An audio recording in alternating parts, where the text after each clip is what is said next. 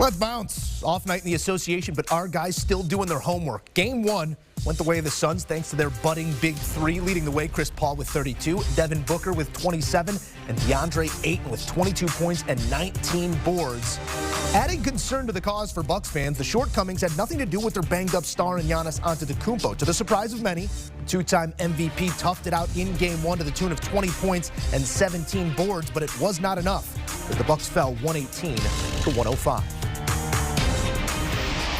We shift our focus to Game 2 of the finals with our guys Larry Hartstein and Tim Doyle. Gentlemen, Milwaukee unable to buck their Game 1 trend, now 0-6 straight up and against the number in their last 6 series openers. But Thursday presents the opportunity to a series split on the road in Phoenix. Game 2 numbers very similar to the ones we saw in Game 1. Phoenix laying 5.5. Total's a tick higher at 220.5. TD, lead us off. What do the numbers tell you about Game 2?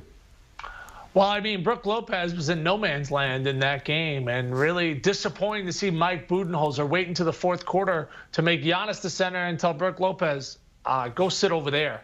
But they look like they had a really hard time defending the Suns. I expect it to be better, and obviously we know Giannis is going to be a go from the start. But I would buy this up, Joe. I think this is going to be a more competitive game. I would buy this to 8. You get 8 points with Milwaukee. You know, it was a 9-point game in the fourth quarter. The Bucks had the ball, and Giannis got the ball knocked away. Could have made it 7, could have made it 6. But, yeah, I would buy this up to 8. I can't see Phoenix winning this game by double figures. Can you go a whole series of getting a switch and Chris Paul and Devin Booker winning 4 games by themselves?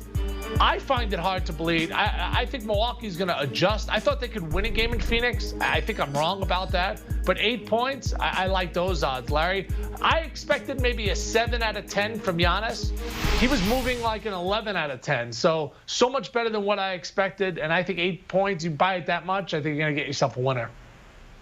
Yeah, but Tim, I think he got visibly tired in that fourth quarter, and you mentioned they couldn't keep Lopez on the floor. I mean, the guy hits 3 3-pointers, 17 points, 6 boards. They take him off the floor with 5 minutes to go in the third quarter. He finishes minus 17 because he cannot help on Booker and Paul. So they're going to go with PJ. They're going to go with Giannis. That means Connaughton is going to get a ton of minutes. Basically, they don't have an answer. They shot over 44% from 3. The Suns shot 32% from 3, and the Suns won by double digits. I do agree it should be a little bit more competitive, but you know, I laid the points in Game 1. I went over in Game 1. I had Ayton over, and I like all those 3 again in Game 2.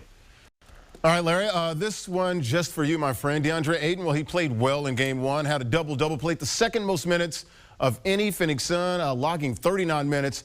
Why is Deandre Ayton your top player prop for Game 2, Larry?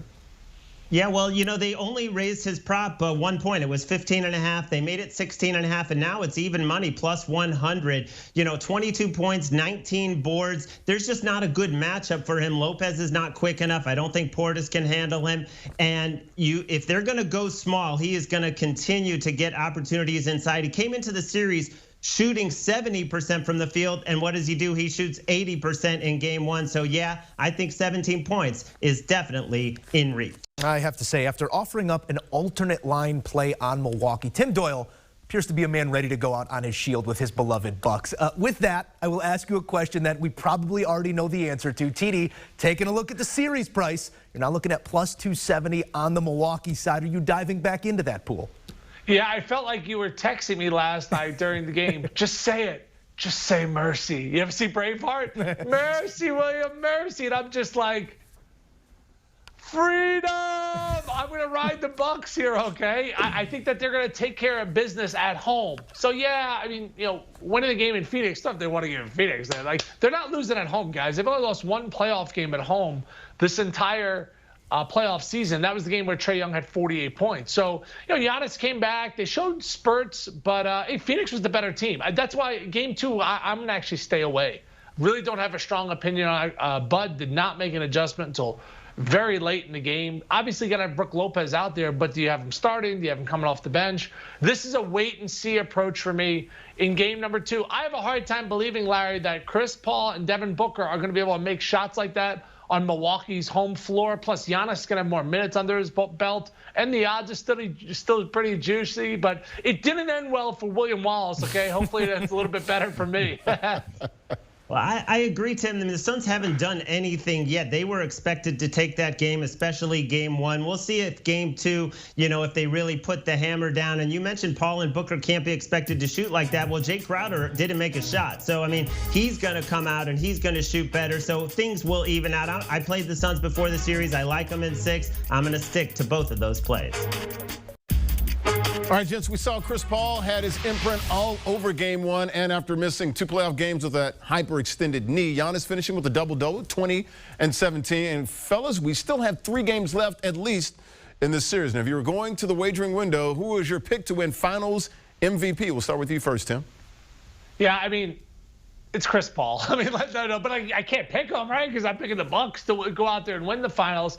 But man, Larry, when I tell you I throw up in my mouth to see that he's the favorite right now to win the NBA Finals MVP, because everybody knows I was holding Chris Paul MVP regular season tickets. That's what I did. The regular season, I would have won $73,000. But of course, Jokic won that award. I thought his value was he was the most valuable. But I'm picking the Bucks to win the series, and now that Giannis is healthy, he's going to obviously be the difference maker here. He's going to need other contributions. Drew Holiday was below average yesterday. Middleton got hot there in the third quarter, but I mean, it's pretty amazing to watch a guy that was expected to miss 2 to 4 weeks. He goes out there, it was as 20 and 20, and then a LeBron-like dunk. I like the Bucks in the series, so that's how I'm handicapping Giannis here.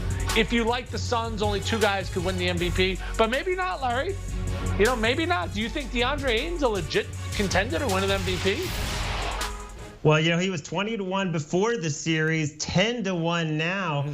If somehow Paul and Booker kind of alternate, great games, and then, if he keeps going for 20 and 19, yeah, he is going to be the MVP. It's just crazy, though. Booker was the favorite, and after 1 game, Chris Paul is now minus 140. I mean, all of that sentimentality is baked in. As long as Chris Paul, continues to play well and averages about 20 points a game, he's going to get the award just based on emotion and sentimentality and the narrative that is surrounding this series. But yeah, I still think there's value on Ayton.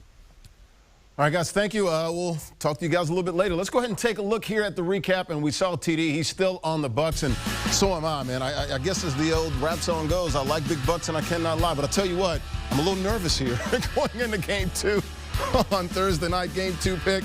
The Bucks alternate 9 +8 series price. Bucks plus 270. He's going with the NBA's Finals MVP, Giannis at plus 450. Now, Larry Hartstein taking the Suns tomorrow night, series price. He's got the Suns, and he's taking Chris Paul, right now the favorite, the betting favorite, the MVP, and also Deandre Ayton there, plus 1,000. Should be a fun one. We'll see if this thing goes past 4. Oh, I think we'll make it past 4. How far past? We shall see. Want a sports network that delivers everything that matters about the game? The highlights, the picks, the instant analysis. No yelling, no fake debates, no politics. Hit the subscribe button and never miss a moment.